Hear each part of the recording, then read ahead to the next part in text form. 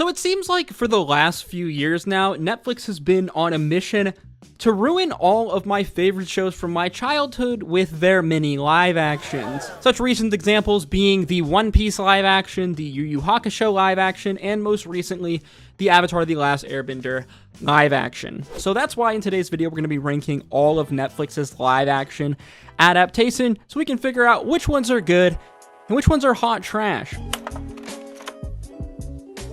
So in general, in order for a live action to be good, I usually think that there's a couple of areas that they need to do right. First and foremost, the faithfulness of the adaptation of the original source, whether that be manga, anime, movie, what have you. In general, most people are only watching a live action, for example, the One Piece live action, because they are fans of One Piece the anime. Now, this isn't everyone, but on average, generally, the people who watch the live action also watched the original source material. Now, necessarily, live actions have to change some elements of the story they're adapting because time constraints, but generally, when live actions are generally considered bad is because they've drastically changed and altered the story. The other thing that the live actions need to avoid doing is being cringe, whether that's like cringe CGI, really bad acting, or just like cringe character adaptations, because sometimes anime characters specifically don't always really work in a live action. In general though, if a live action can do these things well, then on average they will be decently good. We got our tier list. You guys already know how this goes. We got peak tier, good, mid, bad, trash, and haven't seen. We're gonna kick it off with one of the hottest live actions of the last year,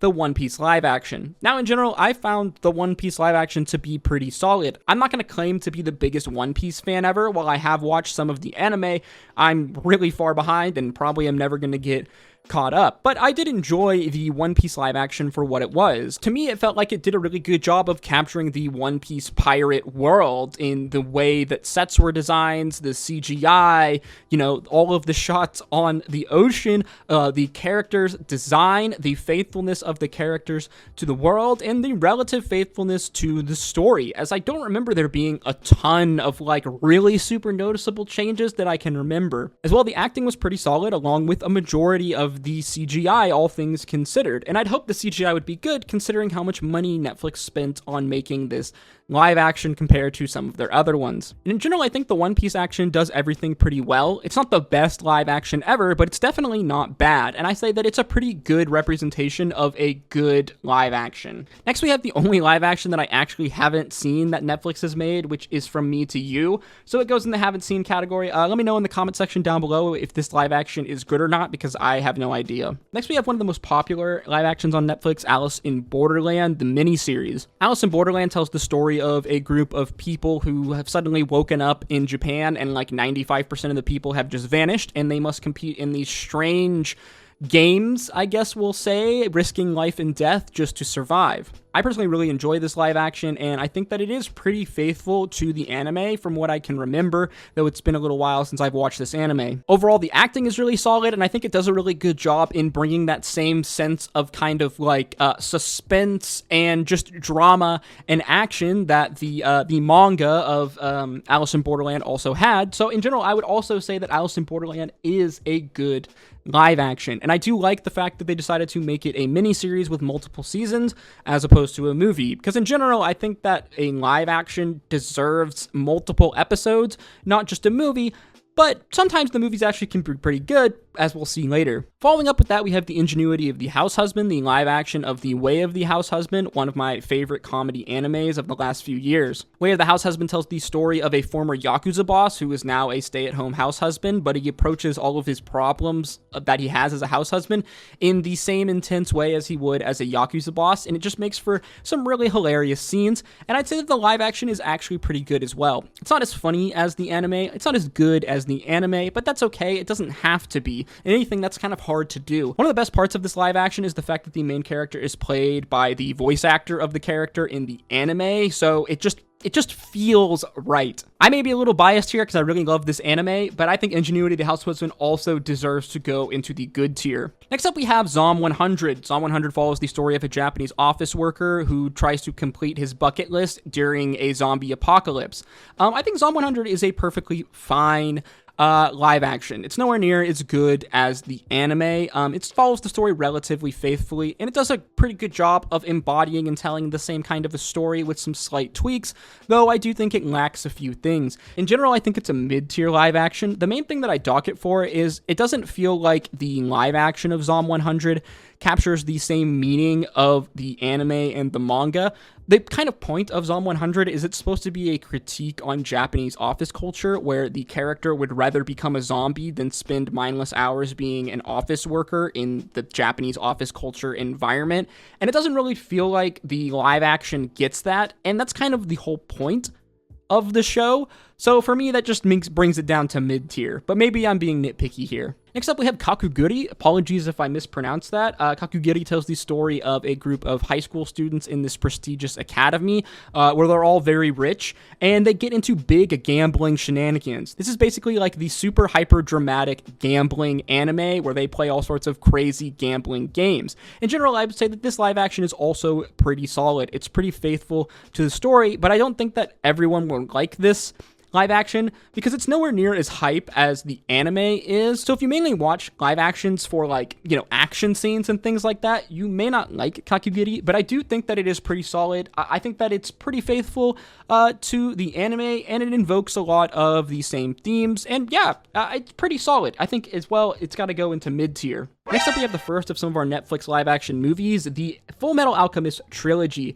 Now, if somehow you don't know, Fullmetal Alchemist is one of the most popular anime of all time. It might be the most popular anime of all time. A lot of people consider it one of the best anime of all time. If you look at my anime list, I believe it is ranked the best anime of all time. So the fact that they actually butchered this series in a live action, not just a series or just one, but 3 movies, is insane to me. All 3 of the Fullmetal movies suffer from some of the same problems. Mainly, some of the acting is not very good. The writing is not great. They butchered a lot of some of our main characters in this story, and in general, it's just kind of cringe. A lot of the CGI is relatively pretty cringe. The first movie is probably the best of the 3, but that's really not saying much. They're all pretty bad in my opinion. One of the main problems the first movie has is the fact that it really just kind of throws you straight into the action and skips a lot of the kind of early kind of scenes and story of Fullmetal, which I think is an absolute shame.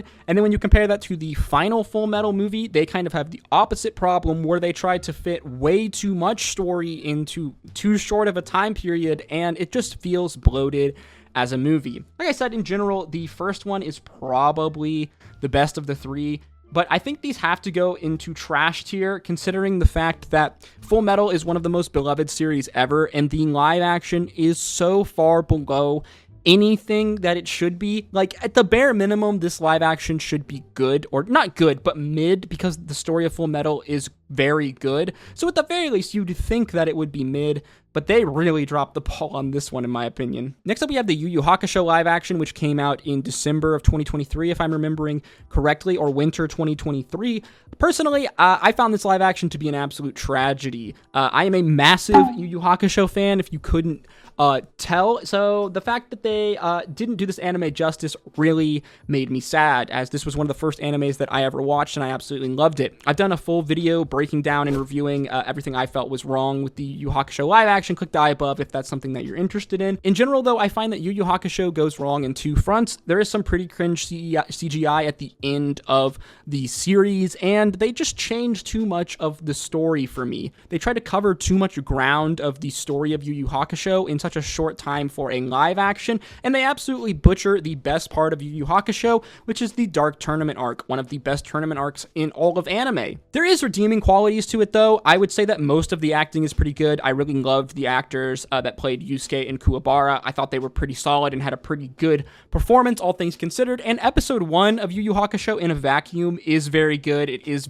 relatively pretty loyal to the story and invokes that same kind of feeling and world of Yu Yu Hakusho. So for that, it's not horrible. It's not good by any means, in my opinion. I think it's got to go into bad tier. Next up, though, we have objectively a trash tier live action. Another one that is a tragedy, Cowboy Bebop. I was super excited when the Cowboy Bebop live action was announced. I love Cowboy Bebop. Cowboy Bebop has a crazy cult following, and a lot of people were looking forward to this live action. Netflix threw a lot of money at it, but it just really lacked. For me, the main problem with Cowboy Bebop, I felt like, was it was just boring, man. I mean, it got canceled after 10 episodes, and that I really just think that was because it just wasn't very engaging, which is very unfortunate. Overall, there was some cringe moments, but I really don't think it was too crazy cringe or anything like that. It just wasn't that great. So unfortunately, though it pains me to say it, I think Cowboy Bebop has to go in trash tier, but at least it was better maybe than the Fullmetal movies, I don't know. Switching gears though, we have what might be the best live actions of all time, the Ruroni Kenshin Netflix live action movies. Ruroni Kenshin tells the story of Kenshin, a warrior in the Japanese Civil War and a very talented and skilled swordsman. Ruroni Kenshin is an amazing redemption story. The story itself is absolutely fantastic, and some of the action scenes and just the art, if we're talking manga and anime, of the sword fighting is absolutely amazing, especially considering Ruroni Kenshin is an old anime. Though I do have to say this, unfortunately, the Ruroni Kenshin author and creator is a very horrible trash human being. With that aside, though, I do have to say that the Ruroni Kenshin live action movies are probably the best live actions ever, or definitely top 3. Just simply as pieces of film, they're great because they do an amazing job in capturing the story and essence of Ruroni Kenshin. Many of the scenes are just straight out of the anime, and the movies do a really good job of, conveying the story of Ruroni Kenshin, this amazing redemption story, really, really well, in my opinion. Both of the movies, I believe, have over 95% on Rotten Tomatoes. One of them might even have 100 or 99, which is actually insane, especially because the fact it's a fucking live action of an anime. But I think that just goes to show you that at its core, Ruroni Kenshin has a really good story, and they did a really good job in capturing this. It also helps the fact that they don't have to do crazy CGI for this because it is a swordsman anime. There's no crazy powers going on. There's no crazy monsters or anything like that. So it's relatively simple as far as special effects go to adapt. So they avoid basically any worries about cringe from that aspect. And in general, I do have to say they go into peak. They are, in my opinion, the best live actions ever, probably. I highly recommend watching the Ruroni Kenshin movies. Moving on to another swordsman live action, we have the Bleach live action, another live action of one of the most popular animes of all time, one of the longest running animes of all time, Bleach. Again, I like Bleach. I wouldn't call myself a massive Bleach fan. I'm super far behind on Bleach. It's been a long time since I watched it, but Bleach is a good, fun, shonen swordsman anime. The live action, though, is not great. It has a lot of cringe moments, in my opinion, a lot of cringe CGI. Some of the acting is pretty and I think that some of the characters adapted into the live action world they just feel cringe, man. There are redeeming qualities to it, though. Some of the fight scenes are cool. Some of the CGI is okay. But in general, I think that for how fun and cool Bleach is as an anime and a manga, the live action is just such a freaking letdown, in my opinion, at least. Does it go into trash? It might go into trash. It's been a long time since I watched it. I'm going to put it into bad tier for now because I don't think that it's necessarily trash, but it's definitely not mid. Next up, though, a live action that was definitely trash, the Netflix adaptation of Death Note. Again, Death Note, one of the most iconic, best anime of all time, a psychological thriller with many twists and turns, yet they absolutely butchered it. And it blows my mind that they managed to get Willem Dafoe to play Ryuk, which is the only redeeming quality of this entire live action, because those scenes of him as Ryuk are kind of hilarious, I'm not even gonna lie. I'm not really sure what they were thinking when they wrote this live action. They changed so much of the story, and they, westernized everything, and I don't know why they did that. No one asked for that, and people would still watch this even if it didn't have a white guy as the main character. I don't get it. If you're gonna watch a Death Note live action, just go watch the Japanese one, because it's a million times better than whatever this fucking was. Trash tier. Last but not least, we have one of the most hype live actions I've ever seen, the Avatar the Last Airbender live action. Now, I am a massive Avatar the Last Airbender fan.